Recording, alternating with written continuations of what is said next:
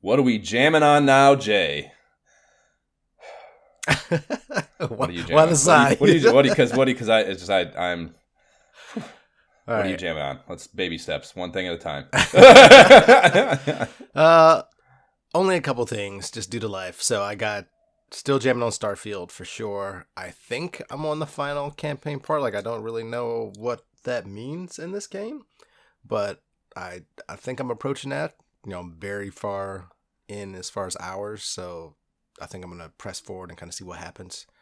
As we previously talked about, I want to see what happens at the end because I think cool stuff happens, and I'm gonna want to start a new game plus. So I kind of want to get there.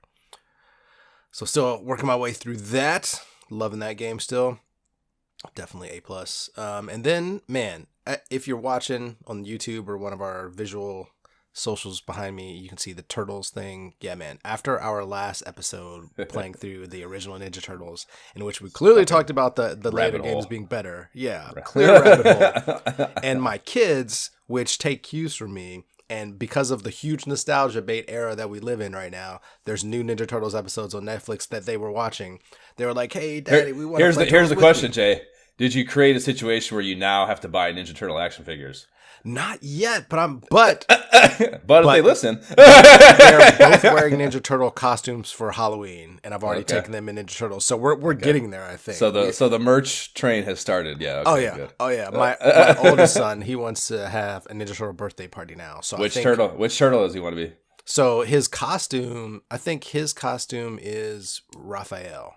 Oh, really? I think so. That's not a good sign. That's a troublemaker. You better get him back on the right path.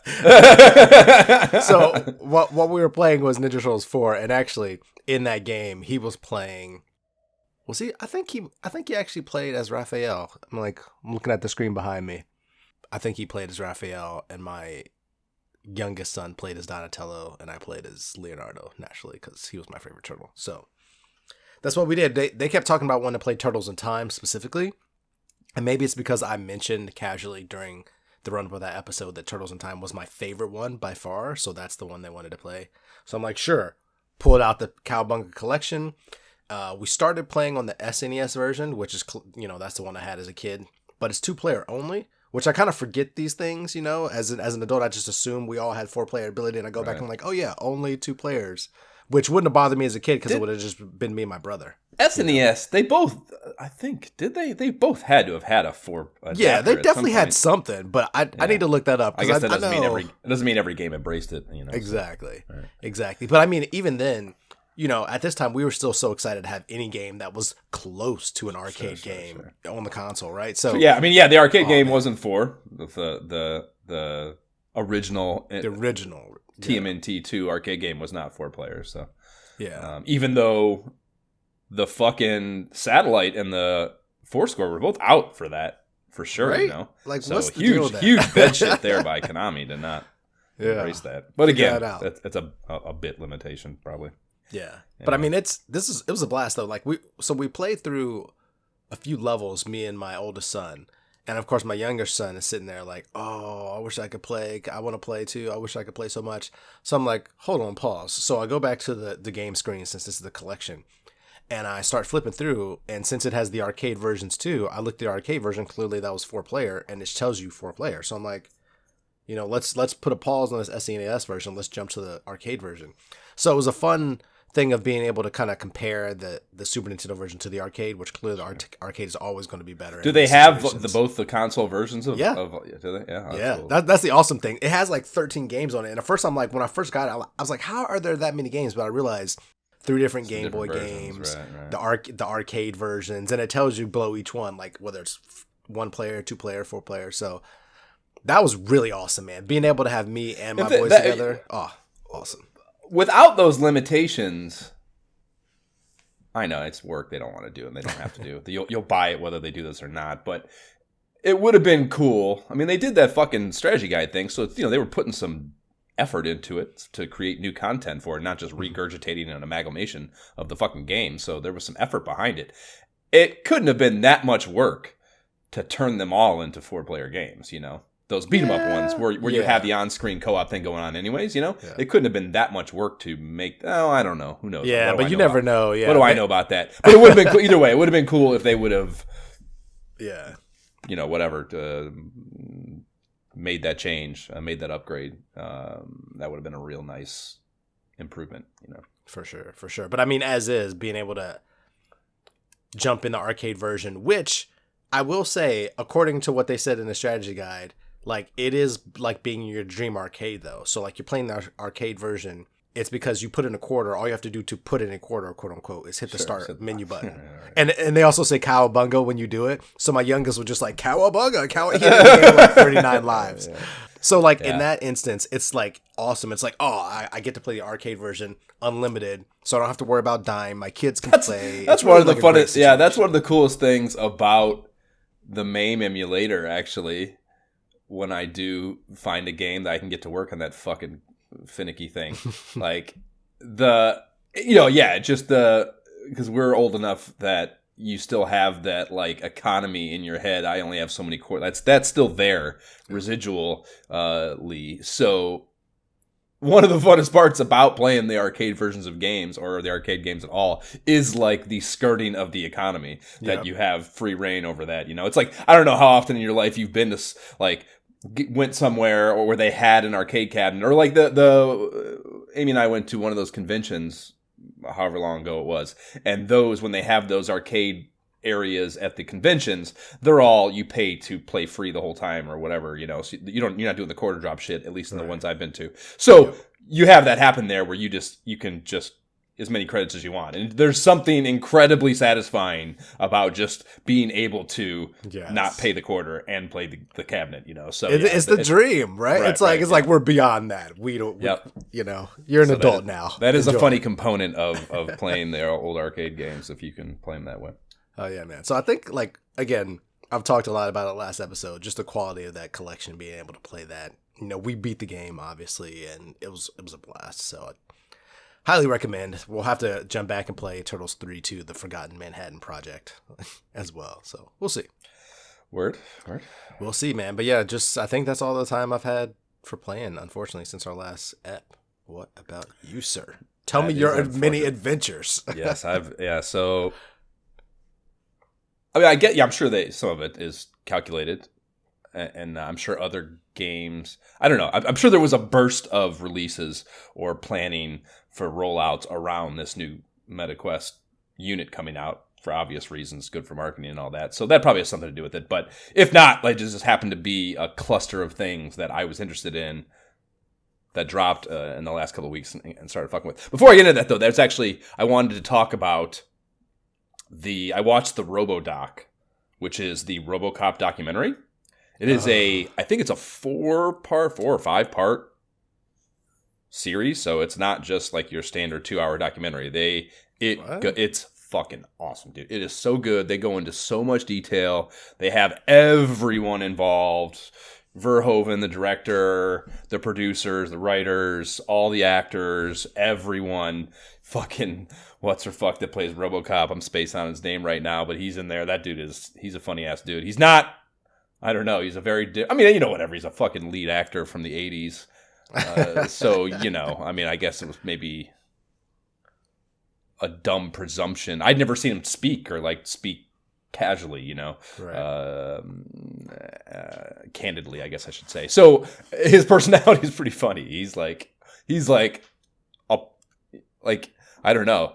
He's got like a action star archetype to him, but that's not really his, like, what kind of actor he is. He's like a very physically small guy. His background is like movement and dance and all this stuff. He's like a very classically trained, like your thespian type actor as far as his background goes, but his personality is like high octane and like very, you can tell like he is very, self-centered is probably an overstep, but that idea, like he's very, me matters, he's like a very funny fucking personality. So his take on all this shit is interesting, and just hearing him speak, and he's, he's featured a shit ton.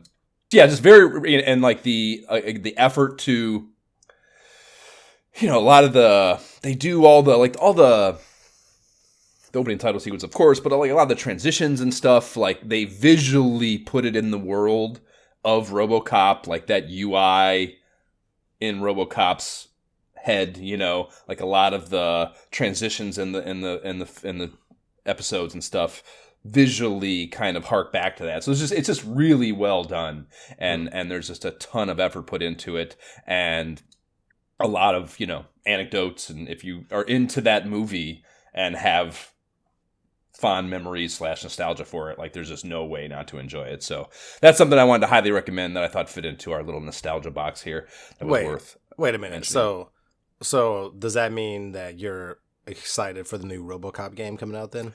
No, because it's on a flat screen. But if they do a VR version of it, I'd be stoked. Here we go again. Actually, the CADcast guys actually talked about it. I don't know if it's not out yet, because they must have got a preview or something then, because they actually talked about it, and they were saying that it's kind of, it's just not. They actually got Weller, I remember his name now, Peter Weller, to do the voices and stuff. So he's in there. So you get that feel, I guess. But he can tell he's like, I don't know, they didn't do a good job of directing it. He's like, it doesn't feel impassioned. It's not like, they don't feel, even the voiceover aspect of it doesn't feel, I don't know. They're like, it doesn't feel RoboCop. I don't feel like I'm RoboCop. I feel like I'm just playing a shooter that happens to have RoboCop shit flying around. What, did they say they had access to it already? They got a preview or something. They got to play it. Oh, I mean, those dudes, it's like fucking, same, just like on a much smaller scale. Well, it's not VR, so I didn't know that. Just surprising. I mean, good for them. Yeah, well, the CatCast guys actually, the one has a Quest, I think. The one talks shit about VR constantly. Probably the one in Ohio. Funny enough, there's one in Ohio, and then two of them are on Long Island.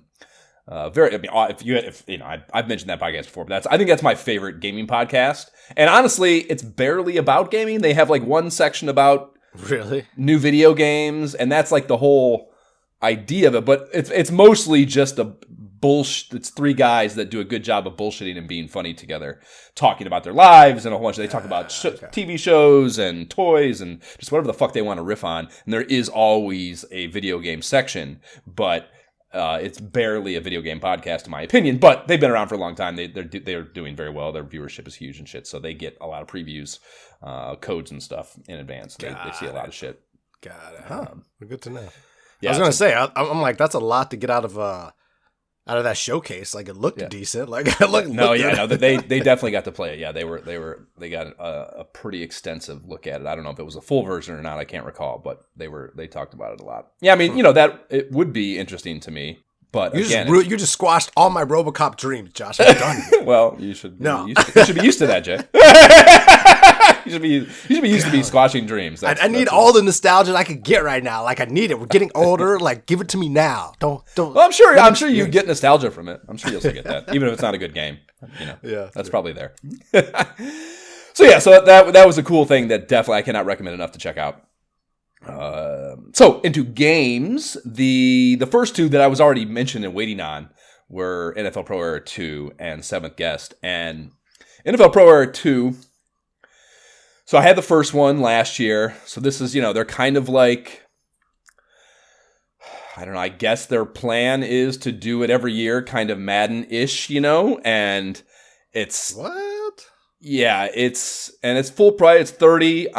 I can't believe I'm so upset that I did not get hip to those fucking referral code usage until now. Basically, I've wasted so much money. It makes me so sad. It's a full 25%. The person using the referral gets $5 too. Like, the fact that we weren't doing that for every single thing we bought, me, you, and Amy, and anyone else, whatever, is just, we're so stupid. But so I got it for $23 or $22.49 instead of $30. So thank God in hindsight, because I feel like a little bit borderline ripped off, to be honest with you. That's what you get for paying for games, Josh. If you had I'd still rather pay $22.49 for this than play a flat screen football game for sure. But fair. It's still the most amazing football, if you want to call it a game, experience I've ever had in my entire life. They're hands down, no questions asked. But having bought both of them, I feel ripped off because the actual in-game play is exactly the same in all the bad and good ways. Like the AI maybe maybe some of the AI, because there were some bad fucking AI moments in last year's version. Like the one thing I noticed immediately, the kickoffs were the same thing every time. Every time the guy fields it and just runs straight forward and gets tackled the first time he's touched. And it's like, there's no football effort in that at all. Now, the kick returner sometimes will put some angles on it, maybe break a tackle. Like okay. There's a little more variance to that. So that's one very identifiable thing that I could see a huge quality improvement in. And there may be others AI wise, because it is such an amazing experience, it's hard to like pay attention to what all the players are doing because you're in it, So it's hard to like really gauge. Like if you're playing Madden, you can notice that like a linebacker always does one stupid thing or something. It's easier to discern that shit. Yeah. It's much harder to tell in this. The run plays still are useless, at least for you. The computer's run plays sometimes work, but that's one dumb thing that I notice is still the same. But yeah, generally speaking, like the actual feel of the in-game play in all the wrong and good ways is exactly the same. And that is all I care about. I don't give, there's all these new bells and whistles and window dressing things. They, built out the locker room, and they added, arcade cabinets you can do 2-minute drills and other drills on, and there's, a level progression system now that you can go over to this board and track, and, your in-game... So they copied Madden, so they Maddened it. They added a bunch of stuff, left the game the same. Right, and then the actual in-game experience, and that's all I care about, is does not feel... improved. There's still there's a lot of, and this was a problem last year too. A lot of the players are wrong, and they have the license, so they have NFL players, and a lot of them are right, but a lot of them are still wrong. And a lot of times, even if they have the right player with the right number, they don't. Not that I expect. I don't need fucking their faces to look exactly the same, but Dawson Knox is black. It's not. Fucking. Right. There's all these. You got that's. I don't know. If you're going to charge, and I know 30 is not 60 or whatever the fuck they ask for Madden these days. 70. But if you want to be an annually released football, and I know they're early, and I don't want to totally, because there's so much that's cool about it. So I'm not. But if you want to charge me what the going rate is for this platform's games every year for this game, there has to be attention to detail to this type of shit. You have to, if you're going to give me, if part of your sales pitch is the player license and giving me accurate NFL giving me my players. Football team, those motherfuckers got to look right and be the right numbers and have the right names in the back of their jerseys at minimum. Yeah, that's that's a baseline expectation, I think, and that's not there at all. And yeah, man, it's just. It made me sad because, like I said, I did not. There's other things too. I guess I haven't got through a whole season yet, but I guess you can play multiple seasons now.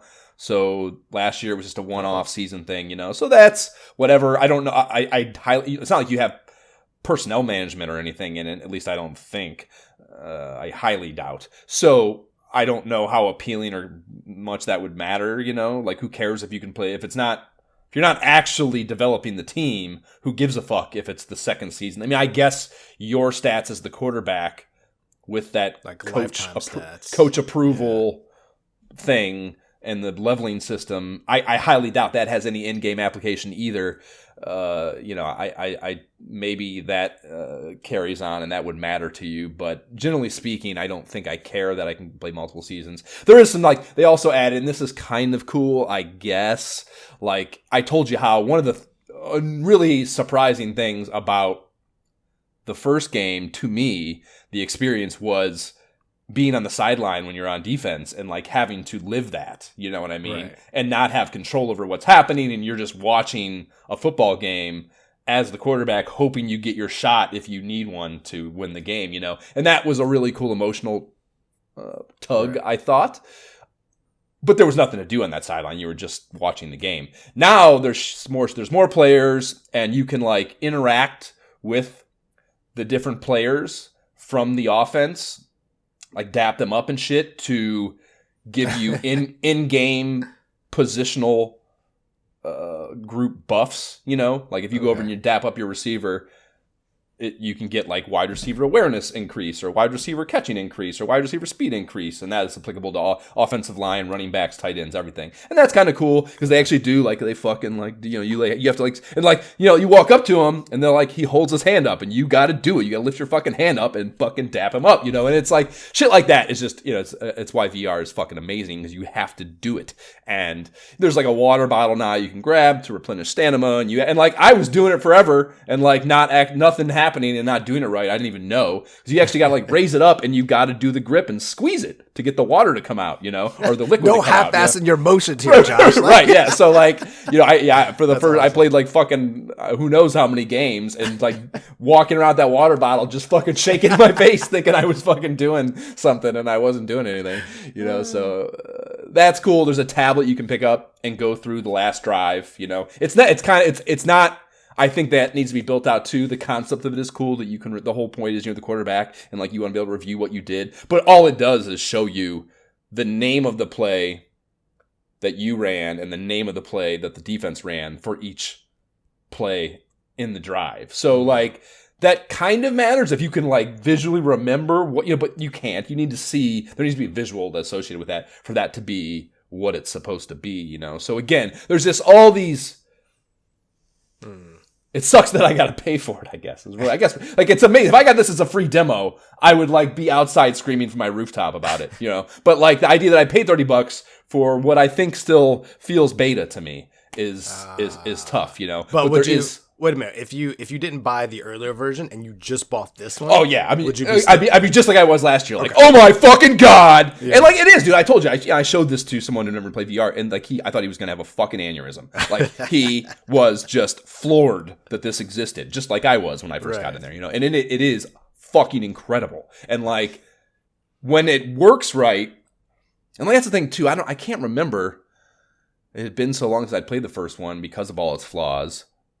And waiting for the new one that I can't remember how well it worked, but like the way you select receivers, at least the way I have it set now, and I think there is a way to fuck with this and change how it works, but like you look at them and you have to do like this nod and like that doesn't fucking always work. And like sometimes like in the play, like in the play. So like, and like if you have receivers stacked in their routes in any way, it's really hard because all you have is the horizontal axis to work with, At least, again, like here's the thing.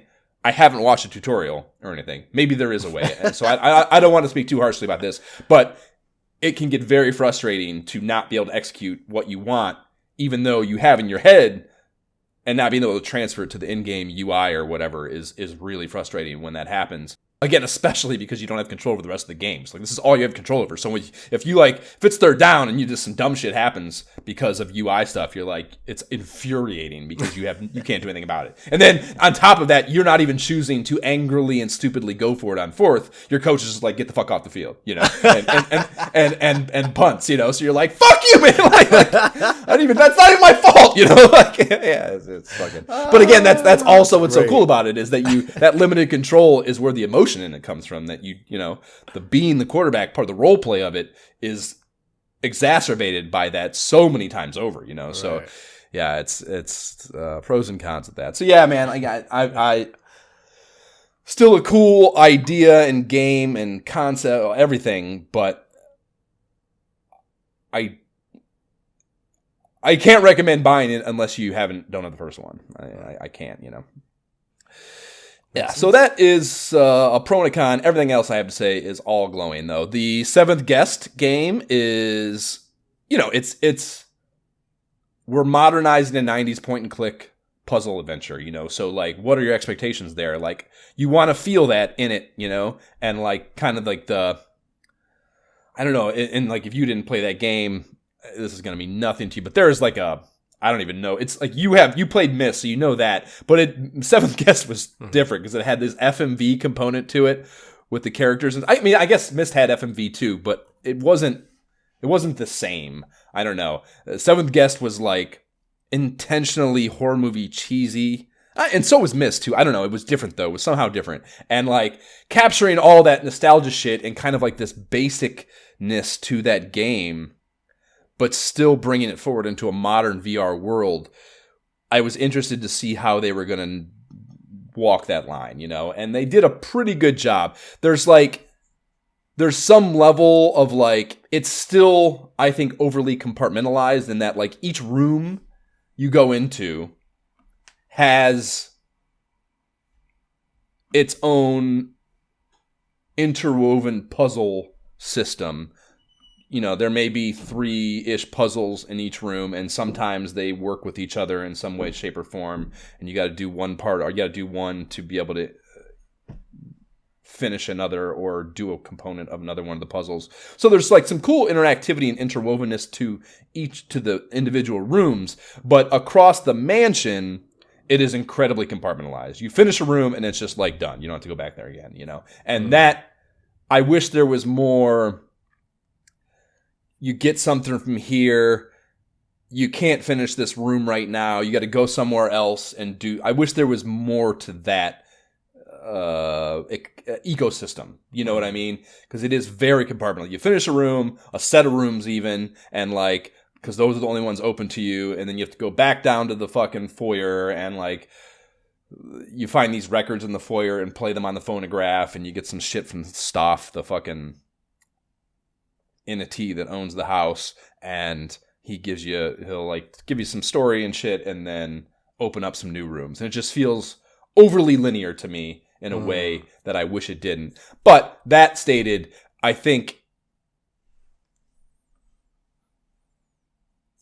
that's what the game was originally. So I think there was some level they were trying to like give you that same feel in the style, but within the context of like the mansion looks awesome, the FMV stuff awesome, the story, I think the acting's still shitty. When the fucking Let's Talk Oculus guys were like praising the acting, I'm like, I guess we have different fucking parameters for that. I guess the acting's not good, but I wouldn't expect it to be. I don't think I've ever seen good acting in one of these in a video game, to be honest. I mean, Red Dead Redemption, like even that, like as praised as it was, and they hire like amazing. I know fucking a half dozen actors in that shit, and they're all amazing actors.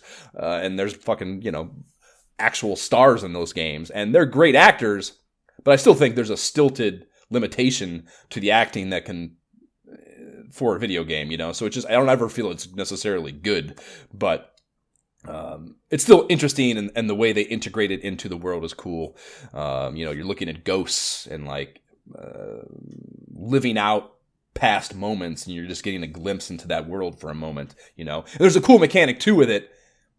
You get this lantern in the beginning. So, you're going into this, you're walking into it years after all this shit happened, to investigate the house. So it's decrepit and empty and abandoned, and, everything's all fucked up and there's cobwebs everywhere or whatever. But you have this lantern that you can shine on things, and it shows you the mansion on the night that this stuff happened. So it and it's just within like the scope, like all around the lantern light, you can see the old shitty version, and you're just seeing. It's just a really cool mechanic to like. You have to, because you're immersed and like you don't always remember to do it, and like there's all these clues and shit you can find with that, and it also it changes. Like there's art everywhere. The walls are just covered floor to ceiling pretty much in artwork, and every one of the artwork has like a more fucked up like when the light's not on it, it's like it's normal, and some of them are kind of weird maybe and a little bit spooky, but when you shine the light on them, like there's like this really fucked up version change to it, that makes it like really fucking disturbing, and like every single piece of art has that little nuance to it, so like just the atmosphere of it all is so well done and really fucking cool. So that's awesome.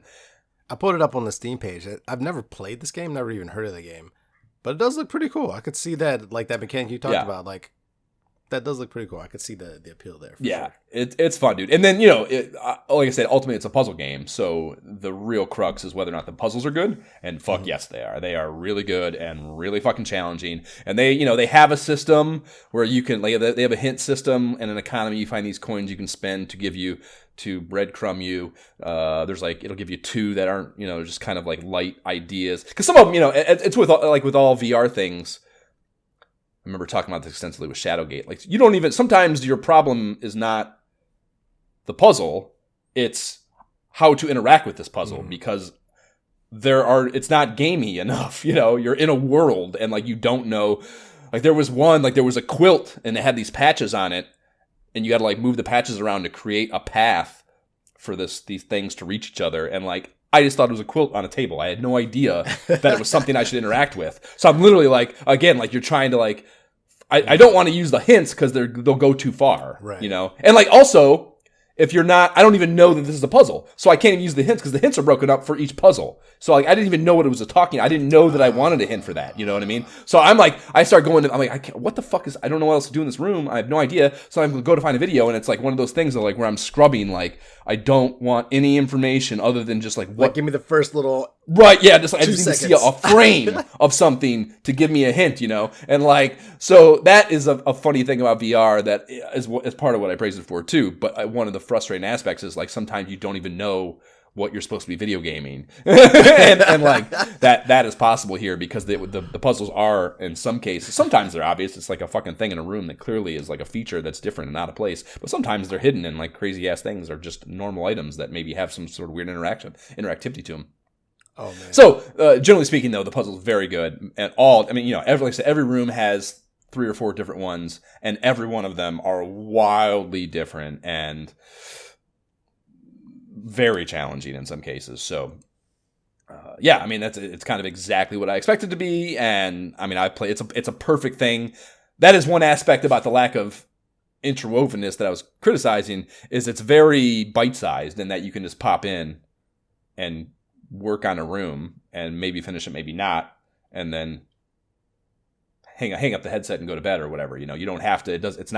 It's very compartmentalized and bite-sized in that way, which if you want that is great for whatever your life situation is. So that's a cool aspect, and it's you play it standing or sitting, so it's a very chill experience, I would say. You can just play it sitting down and kind of just fucking Miyagi's sitting on me and like I'm bumping him in the head with the things when I'm doing puzzles and shit.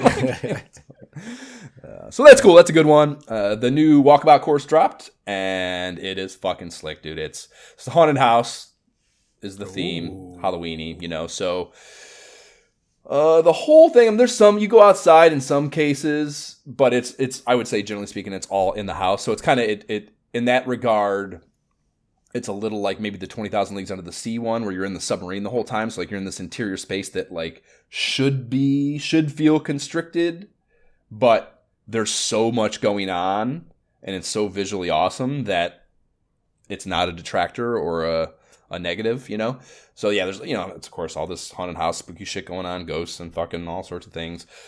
It has a really funny. It's got a spider setting, like you can go into, kind of like the Cavern 20,000 or not 20,000 Leagues. What is it? Jules Verne? Fucking what is that? The one in the cave. Leagues Under the Sea. No, the other Jules Verne one. The fucking Journey to the Center of the Earth. Like that one where you can turn on the headlamp or not, for the hard course. So it's like an individualized setting for just this course, So they have one of these, and it's called the spider. Turn spiders on or off, and like I was like, what the fuck is that? I of course whatever play with it on, but like you get into there's a part. I guess I don't want to spoil it. There's a part in the level where you go in and there's fucking spiders everywhere, and like I don't know. I actually hate spiders, but I would never turn them off in a video game. So I guess my fear is maybe not what some is. But like again, the Let's Talk Eyeless guy, Dan, he's like, no fucking way, dude, off. like a bunch of spiders running me in a goddamn VR space. I am out on that game. Yeah. Which maybe I should let him know he shouldn't play Dungeons of Eternity either, because that's a problem in Dungeons of Eternity too, for sure. But so yeah, really good. It's putt-putt, so how much can you say about it? But one of the really cool, the hard course, one of the visual changes is it's all in black and white, which is I thought a really cool aesthetic change. That just it added it made it gives it a spookier. It just does. I don't know why or how, but it just gives it a spookier vibe to play it in the hard version in black and white. So that was a cool change. The ball hunt and the putter hunt are one of the harder ones for sure. I still don't have all the balls. There's like 2 or 3 I still haven't found. So the ball hunt is quite difficult. Yeah. And the putter hunt was also very challenging. There's a couple. There was this one fucking clue where I was like, I was Googling shit. I didn't understand what it was. It was, what the fuck was it was like a name or something. I was like, I don't know what the fuck that is. Like, who knows what that is, And like, even Googling it didn't really give me the answer. Ambrose. Do you know who Ambrose is or what Ambrose is? Ambrose, like ambrosia. Like, all I could think of was ambrosia from fucking Ultima. What are we talking about? I don't know what the fuck that means. So there was some clue about Ambrose where I was just like, well, I don't know what the fuck this is. And I think I ended up, like I said, I even Googled and I couldn't figure it out. So I ended up just like kind of, I think, chancing into finding that one, if I recall correctly. So yeah, rather difficult on both fronts, ball and putter hunts. So yeah, just, every one of them, there's nothing bad to say about any one of them. There's just all they do is crush. Actually, it occurred to me, I started poking on the side quest and found a bunch of new home environments. One of which was an Outer Wilds home environment. So like remember I found the Mario 3 or the Mario 64 home environment for the last. Oh yeah. So like just your home environment instead of that fucking thing I sent the picture of with me in the mirror, or posted the picture of with me in the mirror. Instead of that like futuristic city or whatever it is, you can turn that into anything. And I found an Outer Wilds one where you're at the campfire and you can see all the planets up in the sky and the asteroid and the dude sitting there with you, and then they have the music. It's really fucking cool. You can hear the fire burning the whole time. Like really, really cool. So I found that and a few others too. A Matrix one. I found a Bob's Burgers one. Which you're like in the burger shop with fucking Bob behind the counter and you can see out the window and shit. It's pretty cool. So there's a lot more of those that I was surprised to find. Nice. But anyways, I found the Outer Wilds one and it occurred to me that there should be an Outer Wilds putt-putt course for sure. I tweeted Walkabout and Mobius Studios like, when are we getting that?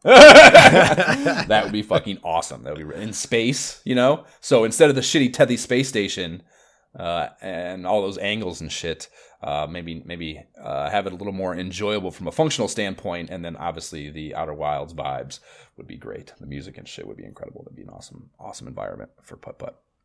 So if I will that into existence, that will, I don't know if that will be better or worse, or not better or worse, but like, I don't know if that will outdo the satisfaction I got rather, when I interviewed Larry Hama, the Wolverine writer, and he told me that my letter that got published led to one of the storylines that he did. I almost shit myself right there in an interview. That will be almost as close. If I can will that into existence just with my dumbass requests and questions, that will make me very happy. So hopefully that materializes. And then the last thing is Dungeons of Eternity. So I've been fucking bugging you about this in our fucking via text the past few days. Dude. I was super skeptical of it because this is a roguelike. It's short runs in dungeons, and progression is important to me. I want to feel a progression both with narrative and character. Mm-hmm. And that genre doesn't, I liked the last Diablo. I'll probably play the new one eventually once they don't try to charge me $70 for it. Or when they get in VR, maybe more importantly.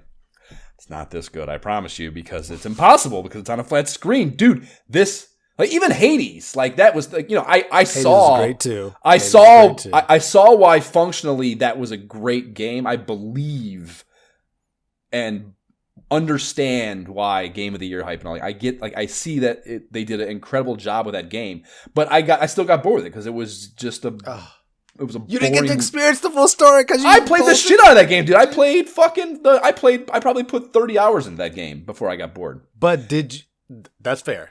But my point is, did you get the real ending? The real ending? No, because it was too boring to just go through the same dungeons and not really have a progression. That's fair. That just goes back to what you're saying. That's not really your genre. I loved it. I never thought I would like that genre because there are other games like Undertale, Undermine, that were kind of like, I don't know if I like this. That kind of made me feel the same way. But then Hades kind of changed it, just because of the overarching storyline. Once you get, anyway. Yeah, they did not do enough with story and that. Like, those little tiny blurbs that you talk to the people like back in the thing after like. It wasn't, and I've told you that story world also doesn't matter to me. That's part of that too. If they'd have had maybe a medieval fantasy type story world, I might have been more interested. But like the Greek Norse god shit, I care less about that. So that was part of that too. But the gameplay also fell short, in my opinion, ultimately. But when it's you doing these runs. And not just hitting buttons to make a little fucking few pixels on a screen do these runs. It's a different fucking deal, man. Like, when you were executing the bow physics, when you were pulling the fucking arrow out of your quiver behind your back, putting it in the bow, pulling it back, and having to aim and hit these things, and you are, when something gets in too close, you have to pull your fucking sword out of your belt and fucking hit, or the bats are flying and you cannot shoot those.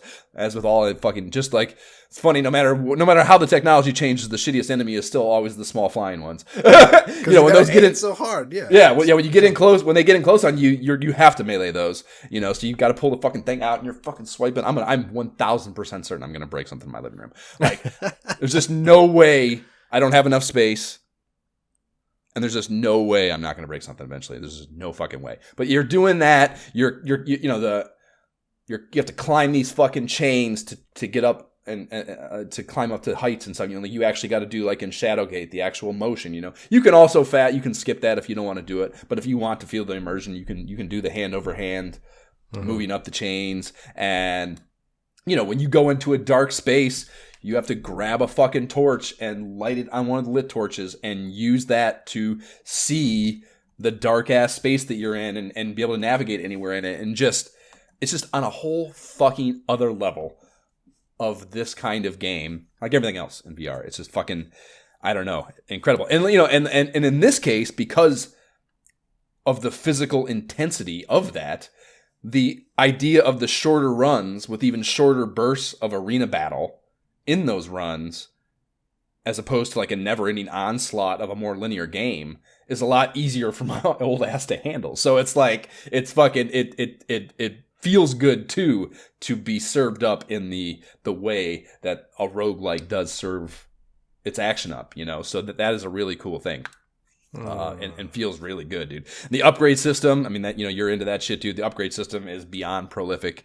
There's so much shit to fucking unlock and find, and the weapons are it's just relentless. Like, you go through a run, and even like the chest, dude. You like got to find keys, and fucking in your inventory system. You like touch your chest, and it opens this thing up right in front of you, and you got to grab the key out of your inventory, stick it in the lock, turn the fucking thing, and like the fucking chest opens up, and like it's just the potions, dude. You got to fucking take the potion out. You got to pull the top off and fucking drink it, and if you don't drink it long enough.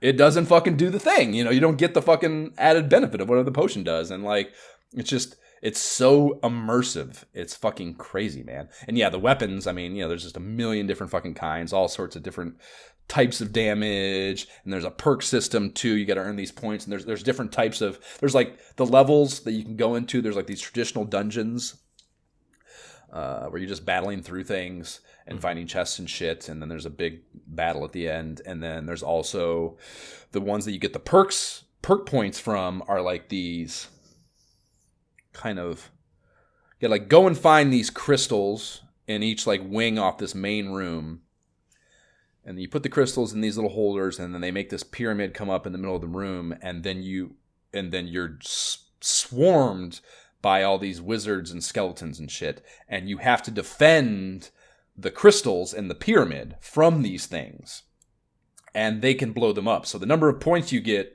0 to 3, to use for your perk system at the end matters or depends on how well you defend these crystals and whether or not they get blown up by the enemies. So like, I've done with like level 40 dudes. I did one last night, and we came out of it with 0 fucking crystals because it's fucking hard, like, and you have to actually do it. And also the enemy scale with I think I don't know if it's like the highest level in your group is like what the enemies are. I don't know if I'd go as far as to say that, but there is some level of scaling to the difficulty based on the enemies you interact with, period. Based on like the at least aggregate leveling of your 3. Because that's the thing too, maybe the most important, is that it's co-op up to 3 players. So you go into these dungeons with 2 other players, and you know, the thing I love most about VR, like that group teaching thing, the real-time voice interaction of like the person and you being in a space, and you can walk up to something and point at it and show it and like talk to them and talk them through things and explain shit and like work as a fucking team in a way that no way. So you're not getting out of a fucking 3 dudes sitting on a couch, man. It's just not happening. Not happening. And like the teamwork coordination of that, of again being in the space and being able to be like around the corner, the thing is behind you, like, and like the benefit of that 3D VR space, mutual understanding and communication is so satisfying and fucking fun, you know, to be able to orchestrate that in a real space. And, you know, I don't know, it's just on a whole fucking other level, dude. And yeah, there's the perks. There's also a bunch of cosmetic bullshit too, if you're into that. Yeah, it's fucking so fucking good. So what you're saying is this is Othergate's first game that they've created, and you're saying they did an excellent job with their first game? Knocked it out of the park, if that's who made it. Yeah, I don't even know who the developer is. Yeah, they knocked it out of the fucking park. And like, it's the one thing, and I wish they built it for the 2. It works on the 2 fine, so you would be able to play with your system. I wish that it was built from the ground up for the 3, because if this had that visual enhancement, it looks good still, you know, and it's fucking cool as shit. But if they embrace the processing power of the 3 over the 2 for this game world, it would be fucking off the goddamn wall. So that's one detractor, I suppose. But, you know, I know there's so many games that are doing the upgrade, so, and maybe honestly, maybe they have. I don't know. I don't know enough about that. I'm kind of maybe speaking a little bit out of turn. But it feels more Quest 2-y to me than it does like some heightened fidelity that the 3 would or should have. So maybe there's an upgrade coming for that, because they can do that at a later time. And Walkabout still hasn't done theirs, I know. So that's a possibility. But it does, either way, it does have me real stoked for that Asgard's Wrath 2 shit that's dropping in December. Upload VR, I posted it on the Facebook page. They got a sneak preview of like 20 minutes of that or something, and they were talking about the visual, like they were talking about like walking in the desert and like having on this fucking like the saber cat next to you walking in they're like, it looks fucking incredible. So that has me real stoked that like I know that was built from the ground up for the 3 and will visually give me this kind of game in that level of VR fidelity. I'm super fucking excited about that experience. So but you know, that would be the only knock, is maybe that it's a little visually. I could see that, man. This is definitely no Diablo 4, but I like looking at the videos. I'm like, this looks very, very simple. But at the same time, I could see like the 3. Obviously, the VR aspect makes it what it is. Yeah, dude, I don't know if I'm paying $25 obviously for it, but if you just look at again, that's the thing. That's the problem. That's why I think it's so dumb. The videos. It's hilarious to me. Like the videos are so point. Like the trailers. 2 things. I cannot believe that they think they need to show me a human being wearing a headset doing the stuff to, I don't know, to sell those games. I think that's such a shitty component. It looks so Bush League to me. Every time they like put the person in the headset with the controllers in their hand in the game doing it, instead of showing me the character in the game doing it. Like, I know it's a VR game. You don't have to show me the idiot wearing the headset. Like, I don't need that. It bugs the shit out of me that they keep that. Everyone does it too. Everyone does it. It's so dumb. Yep. So bad. So that's one dumb thing. But also, yeah, like it's, you know, you're still looking at a flat image on a video. So it's not, it means nothing. It's not even, it doesn't, it's, and like, there's no solution for this, obviously. You can't, right. How do you make a 3D? There's no way to do it. But it sells it so short because that's like the idea of putting a VR flat video next to a flat video that's built for a flat thing is like that's a pointless. That's like comparing Josh Allen. That's like comparing Josh Allen and Tua. It's a waste of fucking time.